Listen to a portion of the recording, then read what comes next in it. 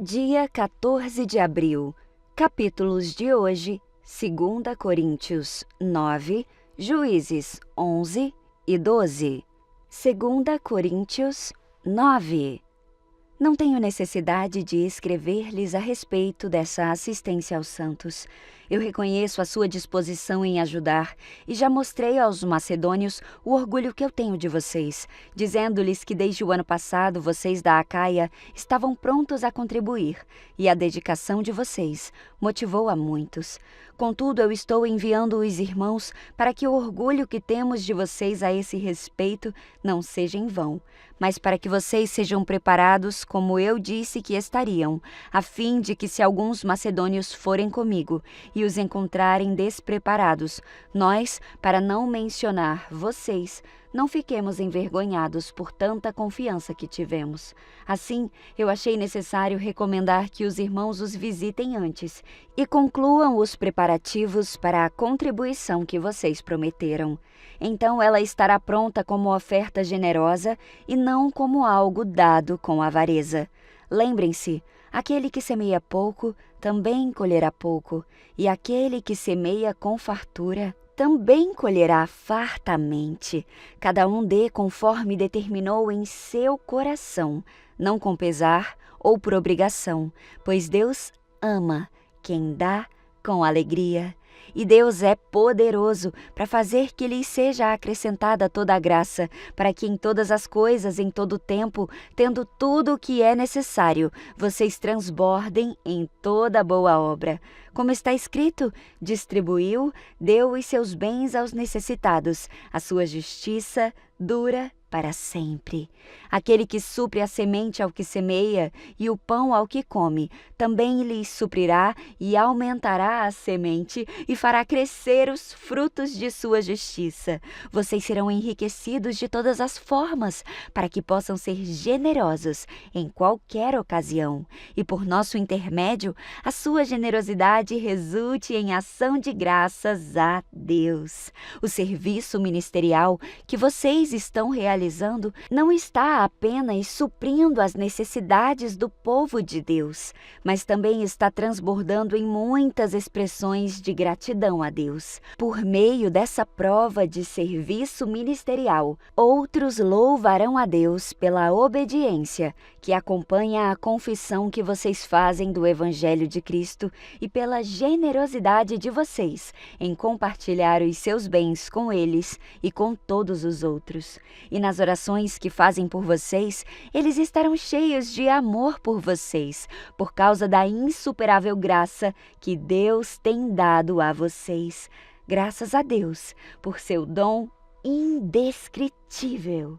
Juízes 11. Jefté era um guerreiro corajoso. Era filho de Gileade, mas a sua mãe era uma prostituta. A esposa de Gileade teve muitos filhos, e quando esses meios-irmãos cresceram, expulsaram Jefté, dizendo: "Você não receberá parte alguma da herança do nosso pai, pois é filho de outra mulher." Então Jefté fugiu dos seus irmãos e foi viver na terra de Tobi. Em pouco tempo, passou a chefiar um bando de desocupados que se uniram a ele. Por essa época, os amonitas começaram a guerrear contra Israel. Quando os amonitas atacaram, os líderes de Gileade mandaram buscar Jefté na terra de Tobi. "Venha e seja o nosso comandante", disseram. "Ajude-nos a lutar contra os amonitas." Mas Jefté lhes disse: "Não são vocês os mesmos que me odiavam e que me expulsaram da casa do meu pai? Por que me chamam agora, que estão em apuros?" "Porque precisamos de você", responderam os líderes. "Se você nos comandar na batalha contra os amonitas, nós o proclamaremos governante de todo o povo de Gileade." Jefté lhes disse: "Quer dizer que, se eu for com vocês e o Senhor me der vitória sobre os amonitas, eu governarei todo o povo?" Os líderes de Gileade responderam: "O Senhor é a nossa testemunha de que faremos exatamente como você disse." Então Jefté foi com os líderes de Gileade e o povo o fez governante e comandante do exército. Em Mispá, na presença do Senhor, Jefté repetiu o que tinha dito aos líderes. Jefté enviou mensageiros ao rei Amon para perguntar: por que saiu para guerrear contra minha terra? O rei Amon respondeu aos mensageiros de Jefté: quando saíram do Egito, os israelitas roubaram as minhas terras desde o rio Arnon até o rio Jaboque e até o Jordão. Agora devolva-nos pacificamente esse território. Jefté enviou a seguinte mensagem em resposta ao rei amonita: assim diz Jefté: Israel não roubou terra alguma de Moabe nem de Amon. Quando o povo de Israel veio do Egito e chegou a Cádiz, depois de atravessar o Mar Vermelho, enviou mensageiros ao rei de Edom e pediu: deixe-nos passar por sua terra. Contudo, seu pedido foi negado. Então fizeram o mesmo pedido ao rei de Moabe, mas ele também não os deixou passar. Por isso, o povo de Israel ficou em Cádiz. Depois passaram pelo deserto, contornando Edom e Moabe. Acompanharam a divisa de Moabe a leste e acamparam do outro lado do rio Arnon. Em momento algum atravessaram o Arnon para entrar em Moabe, pois o Arnon era a divisa de Moabe. Então Israel enviou mensageiros a Seom, rei dos amorreus, que governava em Hesbom, e pediu: deixe-nos passar por sua terra para chegarmos ao nosso destino. O rei Seom, porém, não confiava em Israel o suficiente para deixar o povo passar pelo território. Em vez disso, mobilizou seu exército em Jaza e atacou Israel. Mas o Senhor, o Deus de Israel, entregou o rei Seom nas mãos do seu povo, que derrotou os amorreus. Israel tomou posse de toda a terra dos amorreus, que viviam naquela região desde o Arnon até o Jaboque e desde o deserto até o Jordão. Como você vê, foi o Senhor, o Deus de Israel, que tirou a terra dos amorreus e a entregou a Israel. Por que então haveríamos de devolvê-la? Fique com o que o seu Deus Camus lhe der, e nós ficaremos com o que o Senhor, nosso Deus, nos der. Por acaso você é melhor que Balaque, filho de Zippor, rei de Moabe? Ele tentou disputar esses territórios com Israel? Entrou em guerra contra os israelitas? Israel vive aqui há 300 anos, habita em Hesbom e nos povoados ao redor, até Aroer e os seus povoados, e todas as cidades às margens do rio Arnon. Por que até agora vocês não fizeram esforço algum para reaver esse território? Portanto, não pequei contra você. Pelo contrário, você fez mal ao me atacar. Que o Senhor, o juiz, decida hoje qual de nós está certo, Israel ou Amon. Mas o rei Amon não deu atenção à mensagem de Jefté. Então o Espírito do Senhor veio sobre Jefté. Ele atravessou o território de Gileade e Manassés, incluindo Mispá em Gileade, e dali avançou contra os amonitas. Jefté fez um voto ao Senhor: se entregares os amonitas em minhas mãos, darei ao Senhor o que sair primeiro de minha casa. Quando eu regressar vitorioso, eu o oferecerei como holocausto. Jefté saiu com o seu exército para combater os amonitas, e o Senhor os entregou em suas mãos. Ele aniquilou os amonitas e destruiu 20 cidades, desde Aroer até os arredores de Minite, chegando até Abel-Quiramim. Assim os israelitas derrotaram os amonitas. Quando Jefté voltou para casa em Mispá, sua filha saiu ao seu encontro, tocando tamborim e dançando. Era sua única filha. Ele não tinha nenhum outro filho nem filha. Quando Jefté a viu, rasgou as próprias roupas e gritou: "Ah, minha filha, você acabou comigo. Trouxe desgraça sobre mim. Eu fiz um voto ao Senhor e eu não posso voltar atrás."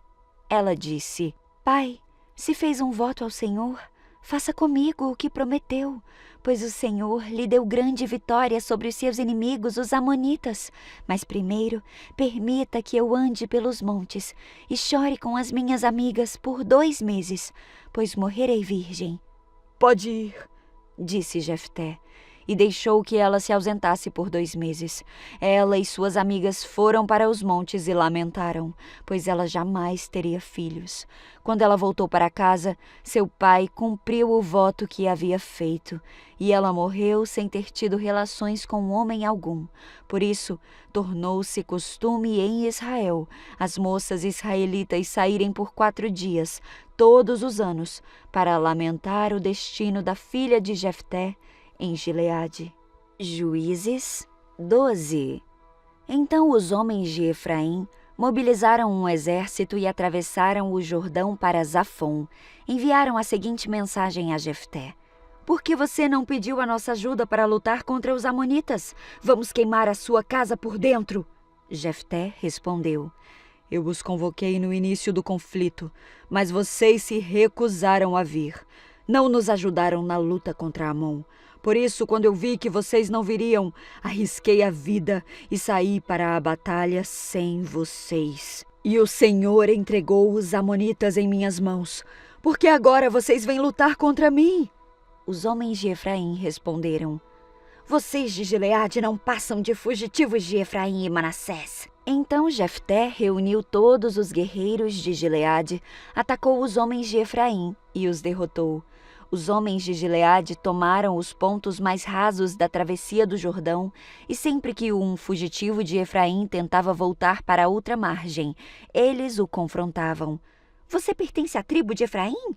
Perguntavam. Se o homem negasse, eles o mandavam dizer Shibolet. Se ele era de Efraim, dizia Sibolet, pois o povo de Efraim não conseguia pronunciar essa palavra corretamente.